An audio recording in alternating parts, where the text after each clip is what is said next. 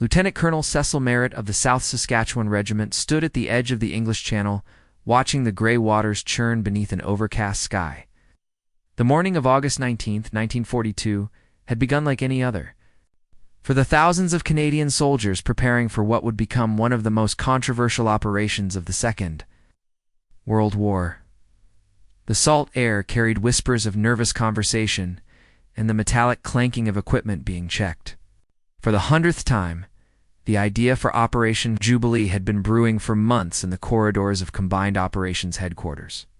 By the summer of 1942, Canada had been at war with Germany for nearly 3 years. But its army had yet to see any significant action beyond training exercises and garrison duties. The pressure was mounting from both the Canadian public and government for their boys to finally engage the enemy. Winston Churchill and the British High Command needed a way to test German coastal defenses and gather intelligence about the heavily fortified Atlantic Wall. As reported in Canada's History magazine, the Dieppe raid of August 19, 1942 was destined to become a disaster, with almost 1,000 Canadian soldiers dying, and twice that many taken prisoner within just a few hours of landing on the French beach. Dieppe, a picturesque French coastal town in the Seine Inferior. The department had been chosen as the target for several strategic reasons. Its port facilities would test the feasibility of capturing and holding a continental European harbor, while its location offered proximity to German airfields that could provoke the Luftwaffe into a decisive air battle. The town's geography, nestled between towering chalk cliffs and defended by concrete bunkers, would provide the ultimate test of Allied amphibious assault capabilities. The Canadian 2nd Infantry Division, along with British Commandos and American Rangers, formed the core of the assault force. Major General John Hamilton Roberts commanded the Canadian forces, while Vice Admiral Lord Louis Mountbatten oversaw the entire operation from Combined Operations Headquarters. The Calgary Regiment, South Saskatchewan Regiment, Essex Scottish Regiment, Royal Hamilton Light Infantry, Queen's Own Cameron Highlanders of Canada were among the units selected for this crucial mission. Captain Dennis Whitaker of the Royal Hamilton Light Infantry later recalled the mixture of anticipation and apprehension that filled the air as the men prepared their equipment. Weapons were cleaned and recleaned, ammunition was distributed, and final letters home were hastily written. The soldiers knew they were embarking on something significant, but few understood the full scope of what lay ahead. The planning had been meticulous in some respects, but fatally flawed in others. Intelligence about German defenses was incomplete, and the decision to forego preliminary bombardment to maintain the element of surprise would prove catastrophic. The tide schedules, weather conditions, and coordination between naval, air, and ground forces required perfect execution. Unfortunately, war rarely allows for perfection, and the margin for error at Dieppe would prove to be razor-thin as darkness fell on August 18th. The assault force began boarding their landing craft. The Royal Navy had assembled an impressive flotilla of destroyers, landing craft, and support vessels. The men of the Calgary Regiment squeezed into their assigned craft, their Churchill tanks secured on specialized landing vessels nearby. The die was cast for what would become known as the bloodiest 9 hours in Canadian military history. The armada of 237 vessels cut through the choppy waters of the English Channel as the first pale light of dawn began to illuminate the eastern horizon. Aboard the landing craft, Canadian soldiers huddled together in the cramped compartments, their faces green from seasickness and apprehension. The steady thrum of engines and the slap of waves against the hull created a hypnotic rhythm that did little to calm their nerves. At 0-3-40-7 hours, the first sign of trouble emerged from the darkness.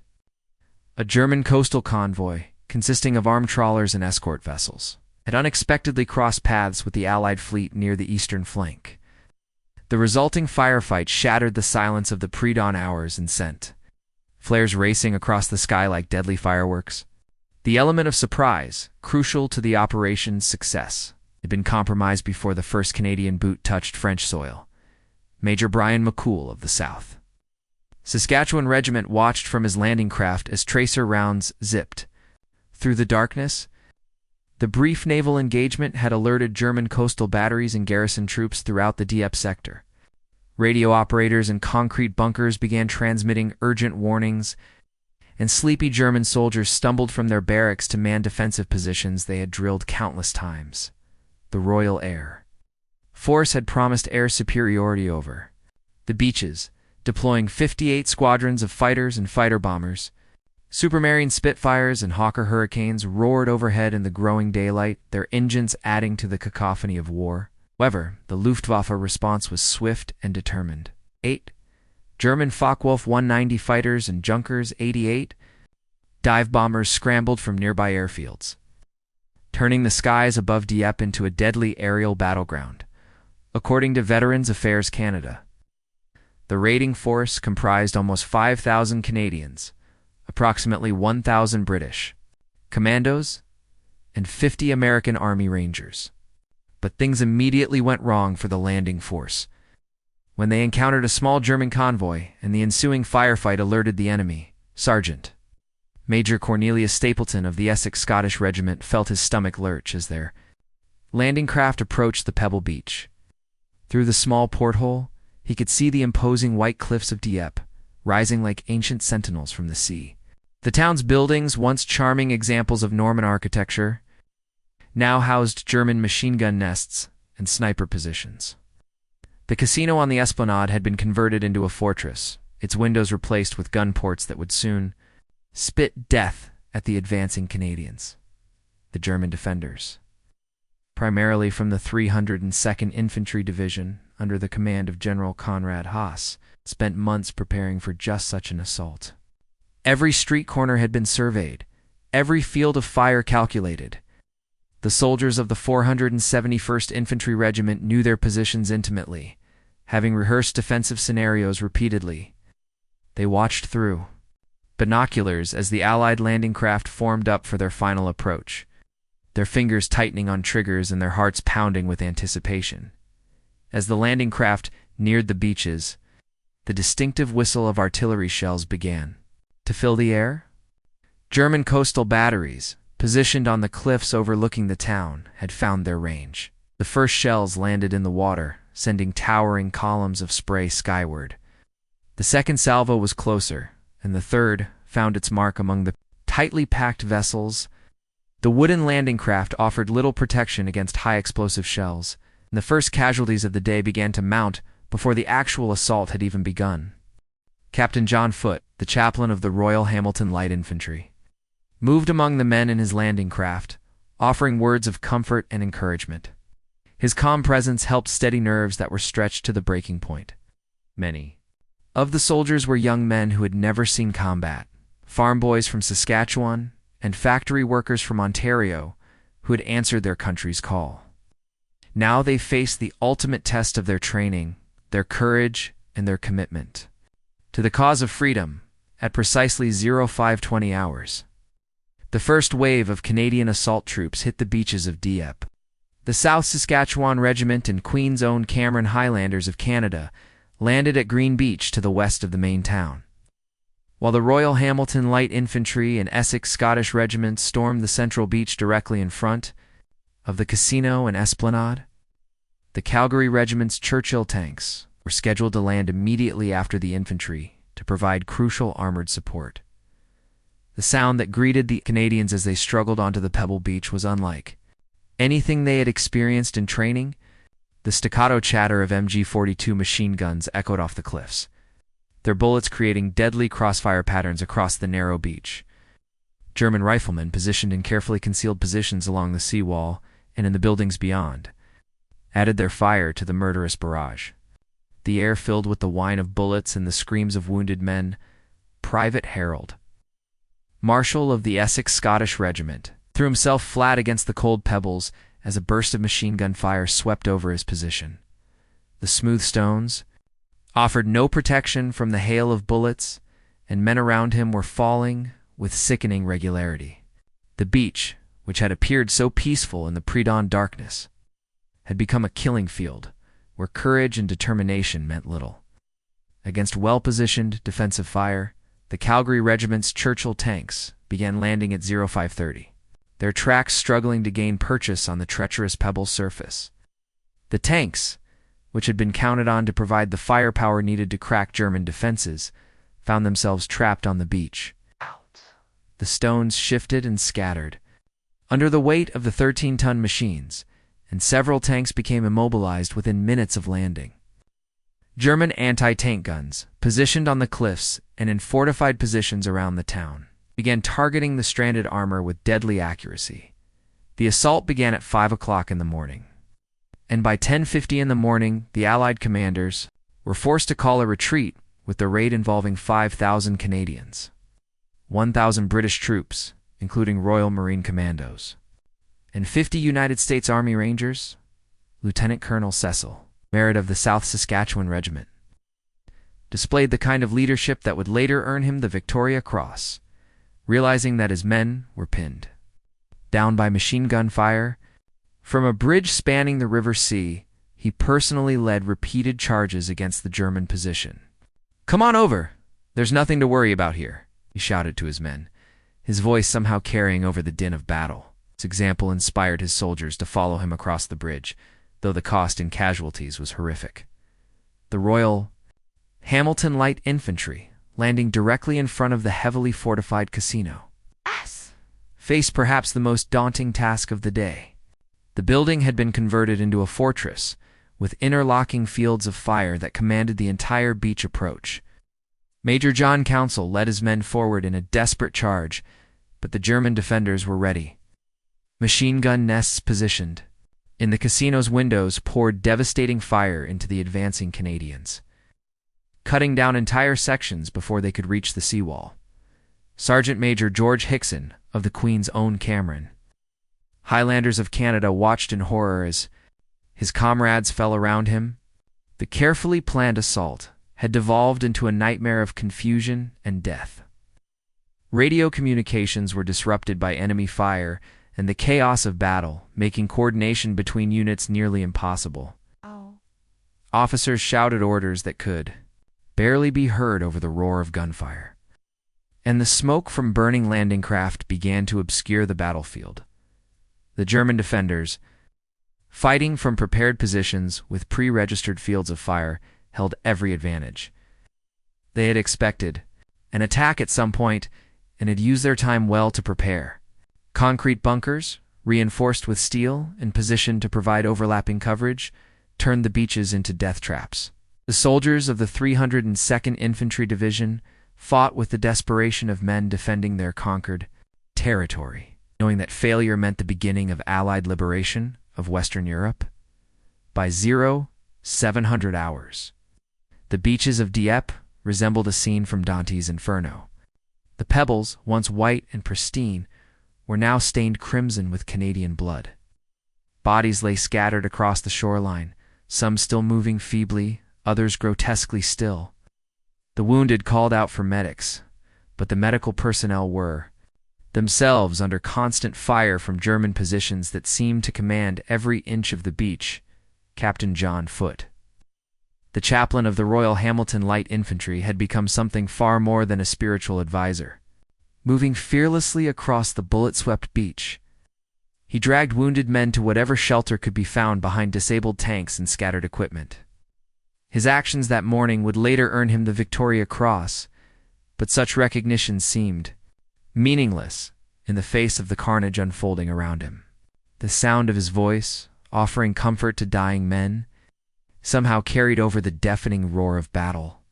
The Churchill tanks of the Calgary Regiment, those that had managed to get off the beach, found themselves trapped in the narrow streets of Dieppe. The urban environment, with its rubble-filled roads and tank obstacles, negated most of their advantages. German Panzerfaust teams, hidden in buildings and cellar positions, began picking off the tanks one by one.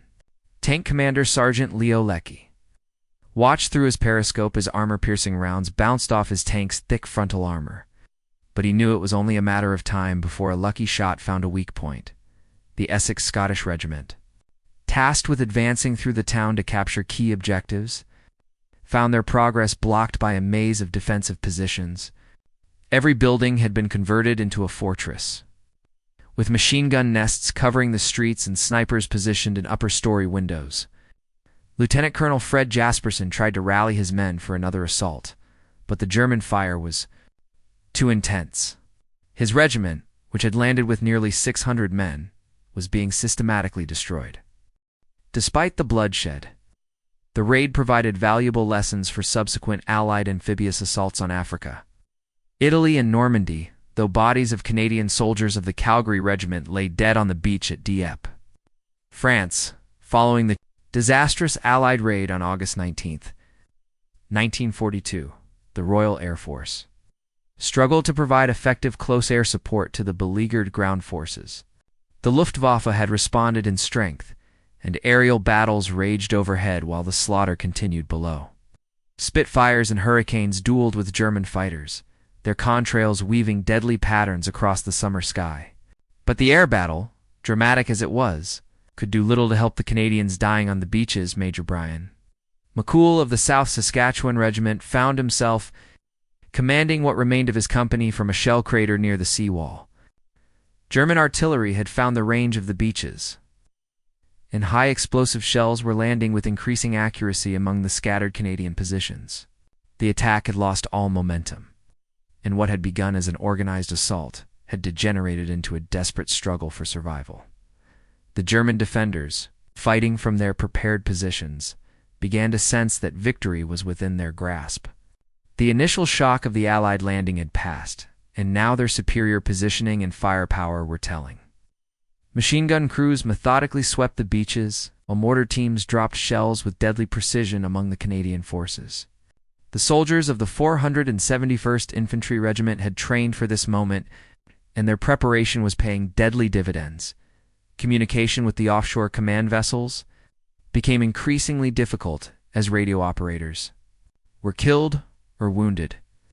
The ship's captains, watching the massacre unfold through binoculars, began to realize that the operation was failing catastrophically. The carefully planned timetable had collapsed within the first hour of the assault, and there was no reserve force capable of turning the tide of battle. By 0900 hours, the reality of the situation had become undeniable to the Allied commanders watching from their ships offshore. The assault had failed completely, and the Canadian forces were being systematically annihilated on the beaches of Dieppe. Major General John Hamilton Roberts, commanding the Canadian 2nd Infantry Division, faced the most difficult decision of his military career. The order to withdraw would mean abandoning wounded men and equipment, but continuing the assault would only add to the already staggering casualties. The withdrawal signal, when it finally came, reached units that were already shattered beyond recognition. South Saskatchewan Regiment, which had achieved some initial success under Lieutenant Colonel Cecil Merritt's inspired leadership, found themselves cut off from the beach by German counterattacks. The Queen's Own Cameron Highlanders of Canada, fighting desperately to hold their positions, received the order to fall back through a communication system that was barely functioning. Captain Dennis Whitaker of the Royal Hamilton Light Infantry gathered the survivors of his company for what would be their final movement. The return journey to the landing craft, across the same pebble beach that had claimed so many of their comrades, seemed impossible. German machine gunners, positioned in the casino and along the seawall, had perfect fields of fire across the entire beach. Every movement drew immediate and deadly attention from the defenders, the Calgary Regiment's tanks. Those that were still operational attempted to provide covering fire for the withdrawing infantry. Sergeant Leo Lecky's Churchill tank, its main gun still functional despite numerous hits, engaged German positions with high explosive shells. The massive 39-ton machines, designed to break through enemy lines, now served as mobile fortresses for the retreating Canadians. But fuel was running low, and ammunition was nearly exhausted. The raid on Dieppe ended in disaster. With of the 6,086 Allied soldiers who took part in the assault, 4,384 were killed, wounded, or captured. The landing craft that had brought the Canadians to Dieppe now faced the dangerous task of evacuating the survivors. Coxswains navigated their wooden vessels through shell splashes and machine gun fire, trying to reach the beach where desperate men waited for rescue. Many of the craft had been damaged during the initial landing, and several had been destroyed completely. The few remaining vessels were overloaded with wounded men, their decks slippery with blood. Private Harold Marshall of the Essex Scottish Regiment stumbled across the pebbles, supporting a wounded comrade whose leg had been shattered by shell fragments. The beach, which had seemed so short during the morning assault, now stretched endlessly before them. German snipers positioned on the cliffs and in the town's buildings continued to pick off individual soldiers with methodical precision.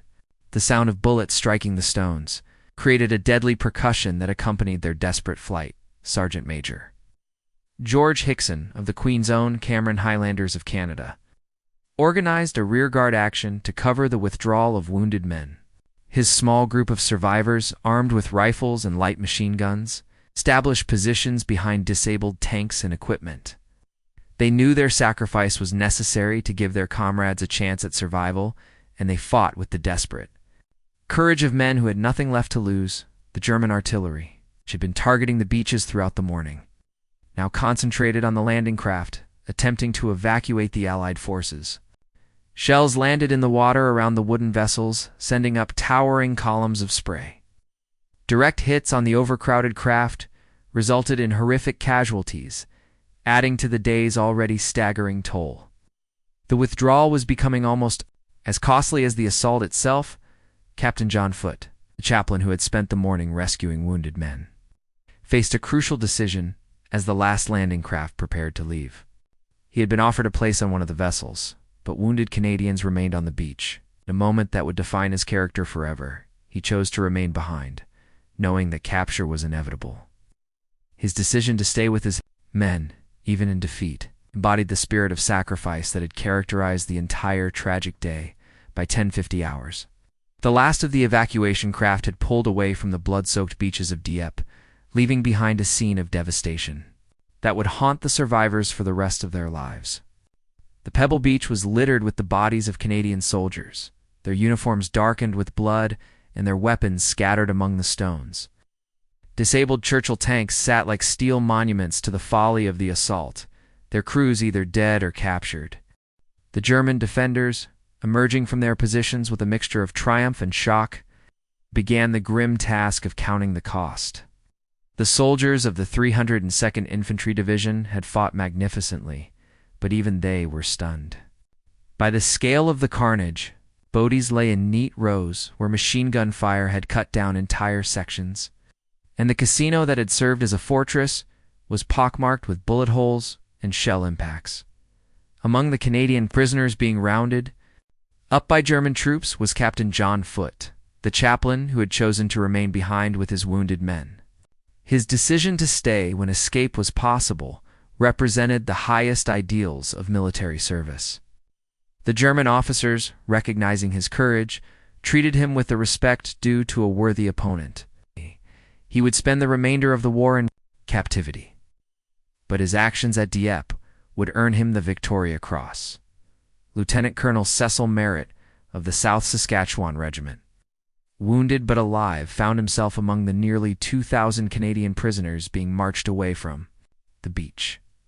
His Victoria Cross-winning leadership during the bridge assault had been the one bright moment in an otherwise disastrous day. The German guards, many of whom had witnessed his courage firsthand, showed him grudging respect as he helped wounded comrades during the march to captivity. The Royal Hamilton Light Infantry, which had landed with over 500 men, counted fewer than 100 survivors who had made it back to the evacuation craft. The Essex Scottish Regiment had been virtually annihilated, with only a handful of men successfully evacuating. The Calgary Regiment had lost most of its tanks and a significant portion of its personnel. The toll on the Canadian 2nd Infantry Division was so severe that it would take months to rebuild the shattered units. The casualties included men from the Fusiliers, Montreal, the Calgary Regiment, the South Saskatchewan Regiment, and the Queen's Own Cameron Highlanders of Canada, who gave their lives in the raid. Back in England, the magnitude of the disaster was beginning to sink in among the Allied High Command. Major General John Hamilton Roberts, the division commander, would carry the burden of the failed operation for the rest of his career. The planning staff, who had created the operation with such confidence, now faced the reality that their intelligence had been inadequate and their assumptions fatally flawed. The Royal Air Force, despite losing over 100 aircraft during the day's fighting, had learned valuable lessons about close air support and the challenges of coordinating air and ground operations. The Luftwaffe, which had risen to meet the challenge, had demonstrated that German air power remained formidable. The aerial battle over Dieppe had been as fierce as the ground fighting, both sides suffering significant losses. The Royal Navy, which had successfully transported the assault force and evacuated the survivors, had demonstrated both the possibilities and limitations of amphibious operations. The loss of several vessels, including the destroyer HMS Berkeley, highlighted the vulnerability of naval forces operating close to enemy shores. The lessons learned about beach obstacles, defensive fire, and evacuation procedures would prove crucial in future operations. The German victory at Dieppe represented a significant propaganda coup for the Nazi regime. The successful defense of the French coast demonstrated that the Atlantic Wall was not merely a paper barrier. However, the intelligence gathered by the Allies during the brief occupation of parts of the town, combined with the lessons learned from the failure, would ultimately contribute to the success of the DID landings 2 years later.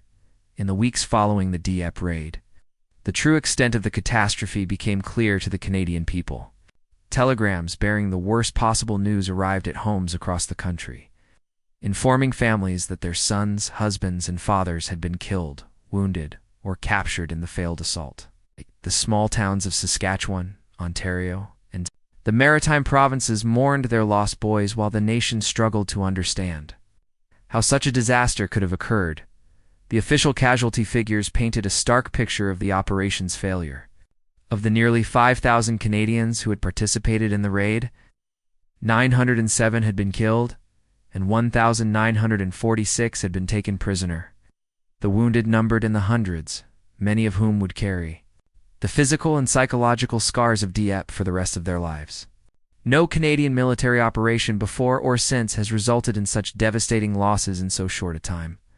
The Canadian government, led by Prime Minister William Lyon Mackenzie King, faced difficult questions about the decision to participate in the operation.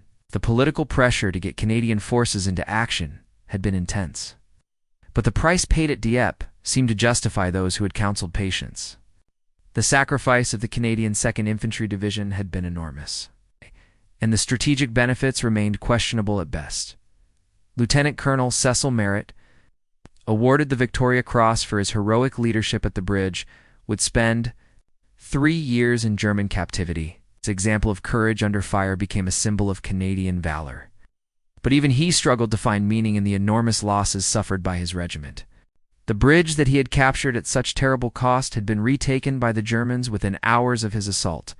Captain John Foote, a chaplain who had chosen to remain behind with his wounded men, received the Victoria Cross for his selfless devotion to duty. His decision to stay with his men, even when escape was possible, represented the highest ideals of military service. The German prison camps where he spent the remainder of the war became his parish, and his ministry to fellow prisoners helped sustain morale during the darkest days of captivity. The strategic lessons learned from the Dieppe disaster would prove invaluable in planning future amphibious operations. The need for adequate intelligence, preliminary bombardment, proper coordination between air, sea, and land forces became fundamental principles of Allied planning. The specialized equipment developed for beach assaults, including armored vehicles capable of clearing obstacles, traced their origins to the failures observed at Dieppe. The town of Dieppe itself bore the scars of the battle for years to come. The casino, which had served as a fortress for the German defenders, was eventually rebuilt, but its role in the battle ensured that it would never be forgotten. The Canadian War Cemetery, established after the war, became a place of pilgrimage for families seeking to honor their fallen relatives. The white crosses marking Canadian graves served as a permanent reminder of the price of liberation. The men who survived Dieppe carried their memories of that terrible day throughout their lives. Many found it difficult to speak of their experiences. The trauma of watching friends die on the Pebble Beach, too painful to share. Veterans organizations provided some support, But the concept of post-traumatic stress was poorly understood in the 1940s. The invisible wounds of Dieppe would affect survivors for decades to come. The raid on Dieppe stands as one of the most controversial operations of the Second World War. While it provided valuable lessons that contributed to the eventual success of D-Day, the immediate cost in Canadian lives was staggering. The courage displayed by the men of the Canadian 2nd Infantry Division, fighting against impossible odds, deserves to be remembered alongside the strategic failures that led to their sacrifice. Their legacy is not one of victory, but of duty, honor, and the ultimate price of freedom.